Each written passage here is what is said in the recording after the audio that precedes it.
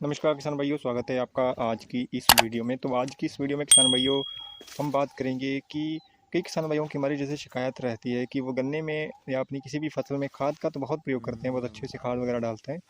लेकिन क्या होता है कि उनके गन्ने में या किसी अन्य फसल में वो जो खाद का असर है वो दिखाई नहीं देता है। मतलब आप खाद का अच्छे से इस्तेमाल करते हैं, बहुत ज़्यादा भी इस्तेमाल करते हैं, लेकिन जिस प्रकार से असर दिखना चाहिए वो खाद का असर जो है वो उनकी फसल पर दिखाई नहीं देता। तो इसके पीछे क्या कारण है, क्या रीज़न है और इसके उपाय क्या हैं, किस प्रकार से आप जो है इससे निदान पा सकते हैं, उसके बारे में आज की इस वीडियो में बात करेंगे। तो हम भी सबसे पहले बात करते हैं कि इसका कारण क्या है। जैसे कि आप खाद का एक नियमित खाद का इस्तेमाल आप करते हैं, खाद आपने अच्छे से डाली, उसके बावजूद भी अगर आपके गन्ने में यानी किसी फसल में खाद की असर जो है उसका दिखाई नहीं देता, तो इसका सबसे सीधा सा उदाहरण या फिर रीज़न है किसान भाइयों कि आपके खेत की जो है, आपके खेत की मिट्टी की जो है उपजाऊपन, उसका जो है उसकी जो उर्वरकता शक्ति है वो कम हो गई है। इसी वजह से जो भी आप खाद डाल रहे हैं किसान भाइयों, वो आपकी फसल में उसका असर जो है वो देखने को नहीं मिलता। वो खाद जो है वो खेत में ज्यों की त्यों पड़ी रहती है, उसको मिट्टी जो है वो सोखती नहीं। क्या है, अगर मिट्टी सोखेगी नहीं, खेत आपका उसको ग्रहण नहीं करेगा, तो वो उसका असर जो है आपकी फसल में देखने को नहीं मिलेगा।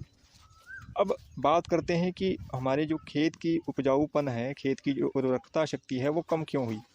उसका पीछे से किसान भैया सबसे जो मेन रीज़न है वो है हमारे जैसे किसान भैया करते हैं कि खादों की अधिक इस्तेमाल करते हैं, बहुत ज़्यादा खादों का इस्तेमाल करते हैं। जैसे कि खास करके हमारे किसान भैया क्या करते हैं कि यूरिया बहुत ज़्यादा इस्तेमाल करते हैं। जैसे कि हर बार में से एक खाद डालेंगे, पहली खाद उसमें भी एक दो बोरी यूरिया, अगली खाद में फिर से एक दो बैग यूरिया के। और जितनी भी बार वो खेत में या गन्ने की फसल में खाद का इस्तेमाल करते हैं, उसमें यूरिया की अधिक मात्रा में यूरिया का इस्तेमाल करते हैं।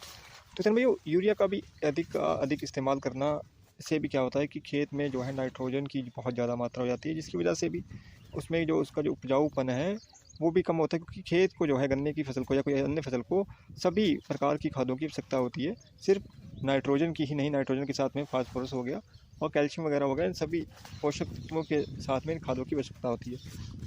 और किसान भैया इसके साथ में एक और रीज़न है कि हम जैसे कि किसान भैया क्या करते हैं कि अधिक जो है बहुत सारे रासायनिक कीटनाशकों का भी प्रयोग करते हैं, जिसकी वजह से भी हमारी जो मिट्टी की जो उपजाऊ शक्ति है वो भी कम धीरे धीरे हो रही है।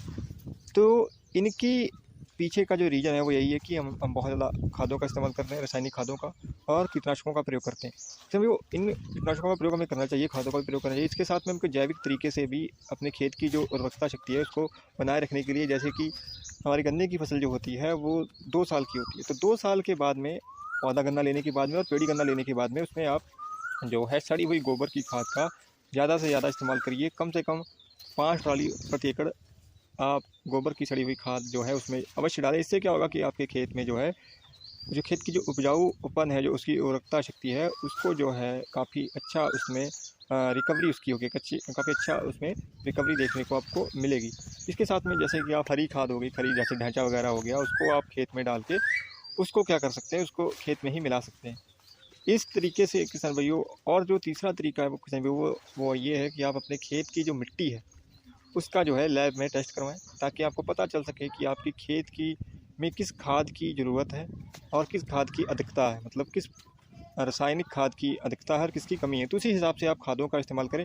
और मैं अपनी तरफ से अगर बताऊँ किसान भाइयों, तो आपको क्या करना चाहिए कि खाली एक ही खाद अधिक मात्रा में नहीं प्रयोग करनी चाहिए।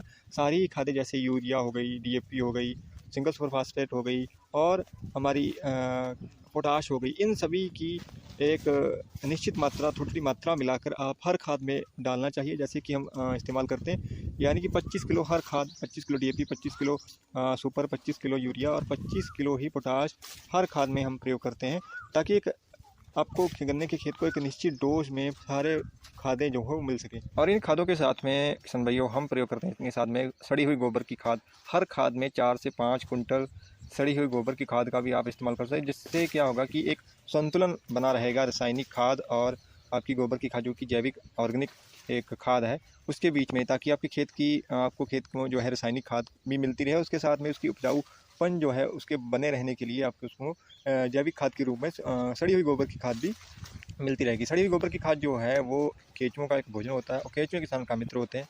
तो इसलिए अगर हम, क्योंकि जैसा किसान भी अधिक मात्रा में जब हम रासायनिक खादों का प्रयोग करते हैं, अकेले रासायनिक खादों का, तो क्या होता है कि केंचुओं जो होते हैं वो हमारे खेत में मर जाते हैं। और अगर किसान भाइयों केंचुए खेत से अगर मरेंगे तो आपके खेत की उपजाऊपन जो है वो ऑटोमेटिकली कम होता जाएगा। और उसके साथ में जैसा कि हमने बताया था, हम हर अपनी जो मैंने 2 भी वीडियो भी बनाई हुई है इससे पहले खादों के बारे में, पहली और दूसरी खाद में, तो उसमें हमने बताया कि आप हर खाद में लगभग 4 से 5 कुंटल आप उसके खाद के साथ में जो भी आपने खाद डालनी है, जैसे यूरिया, डीएपी, पोटाश या फिर सुपर डाल रहे हैं, चारों खादों को मिलाकर उसके साथ में आप 4 से 5 कुंटल गोबर की खाद भी मिला लीजिए। इससे एक अच्छा संतुलन आपका जो है वो बना रहेगा। तो फिर भी आशा करते हैं आज की ये जानकारी अच्छी लगी होगी। अगर अच्छी लगी है तो वीडियो को करिएगा लाइक, चैनल को भी करिएगा सब्सक्राइब। धन्यवाद किसान भाइयों।